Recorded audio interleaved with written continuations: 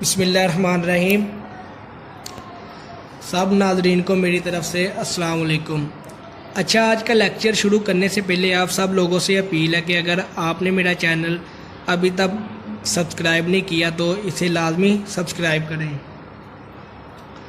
तो आज का हमारा टॉपिक है vector addition by rectangular components. तो इंशाल्लाह हम इस पर आज डिटेल से बात करेंगे। अगर कोई भी चीज़ आपको समझ ना आए तो कमेंट में ज़रूर बताइएगा। सबसे पहले इस टॉपिक को समझने से पहले ये बात आपको अच्छी तरह समझ लेनी चाहिए कि आपको सबसे पहले इसकी जो डायग्राम है वो अच्छी तरह समझ आनी चाहिए। अब ये देखें, कंसीडर किया हमने कि हमारे पास एक XY प्लेन है। XY प्लेन में मेरे पास दो वेक्टर्स हैं जो ये ब्लू लाइन से है इंडिकेट किया गया है। ये वेक्टर A है और जो ये येलो लाइन से इंडिकेट किया गया ये वेक्टर B है। अब इनको by head to tail rule add कर दिया। Head to tail rule add किस तरह किया हुआ है कि head to tail rule add इस तरह करते हैं कि पहले वेक्टर की जो हेड है वो दूसरे की टेल के साथ मिले। ये देखें, ये पहला वेक्टर A है, इसकी जो हेड है वो वेक्टर B की टेल के साथ कोइंसाइड कर रही है और ये जो वेक्टर B की हेड है। अब रिजल्टेंट वेक्टर, जैसा कि आप 9th क्लास में भी पहले पढ़ चुके हैं कि रिजल्टेंट वेक्टर वो वेक्टर होता है जो कंबाइन इफेक्ट रखता हो। अगर मैं दूसरे लफ्ज़ों में कहूँ तो ये बात है कि रिजल्टेंट वेक्टर यहाँ वो वेक्टर होगा कि अगर A और B को दोनों वेक्टर्स को मिलाएं तो एक वेक्टर बने। जो एक वेक्टर इन दोनों को मिलाने से बनता है वो रिजल्टेंट वेक्टर R होगा। तो यहाँ हमारा रिजल्टेंट वेक्टर R है। अब रिजल्टेंट वेक्टर R हम किस तरह फाइंड करते हैं या किस तरह हमें पता चल सकता है? वो इस तरह के पहले वेक्टर की टेल के साथ उसकी टेल कोइंसाइड करे और दूसरे वेक्टर की हेड के साथ उसकी हेड कोइंसाइड करे। तो लिहाजा इधर हमारे पास जो वेक्टर R है वो रिजल्टेंट वेक्टर है। ये नॉर्मल को इंडिकेट कर रहा है। तो अब हमने इसके रेक्टेंगुलर कंपोनेंट्स ड्रा कर लेने हैं। अब इनको आप कोई भी नाम दे लो। मैंने इसको ओरिजिन को O का नाम दे दिया, इसको MP। अब मैंने एक परपेंडिकुलर ड्रा किया MQ अलोंग X एक्सिस, यानी कि X एक्सिस के ऊपर मैंने परपेंडिकुलर ड्रा कर दिया MQ और ये A का रेक्टेंगुलर कंपोनेंट है अलोंग Y एक्सिस।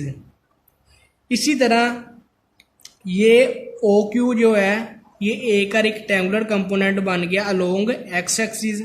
इसी तरह एक परपेंडिकुलर और ड्रा कर लिया MS, ये बन गया B का rectangular component along X axis. और इसी तरह ये जो SR है ये रेक्टेंगुलर कंपोनेंट बन गया, ये जो PR है ये रेक्टेंगुलर कंपोनेंट है B का अलोंग Y एक्सिस। ये AY जो SR है ये बेसिकली MQ ही के बराबर है, आगे चलकर हम देखेंगे भी।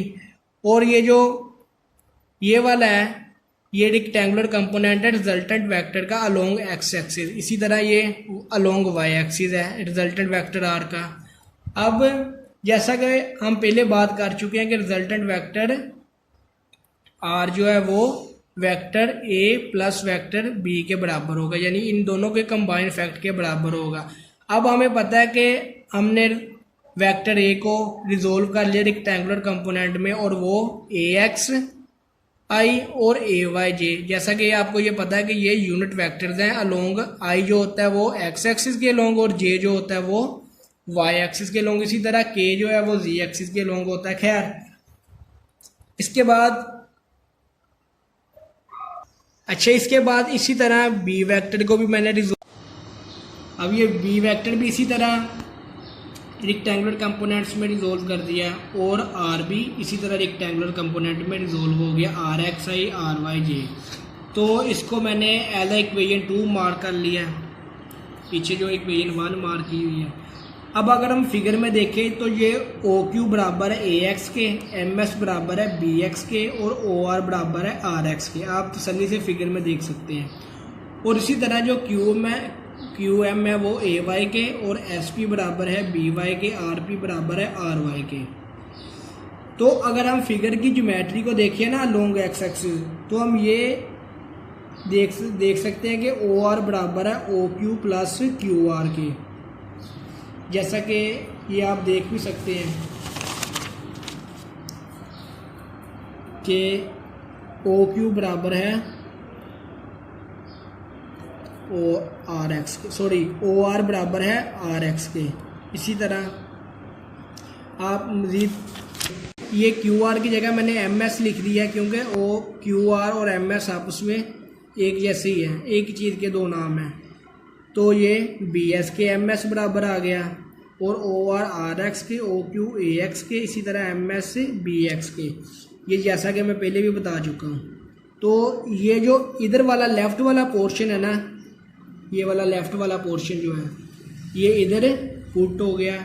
इसी तरह हम फिगर की ज्योमेट्री को लॉन्ग वाई एक्सिस देखें तो पी आर बराबर है R S plus S P, P R बराबर क्यू एम। अब इसकी जगह क्यू एम लिख दिया क्योंकि आर एस और क्यू एम एक दूसरे के बराबर है, और एस पी आ गया। अब ये वाली जो राइट साइड है यहाँ से वैल्यू उठा के इसमें पुट कर दी, पी आर की जगह लिख दिया आर वाई, ये देखें, और एस पी की जगह लिख दिया बी वाई, और क्यू एम की जगह लिख दिया ए वाई।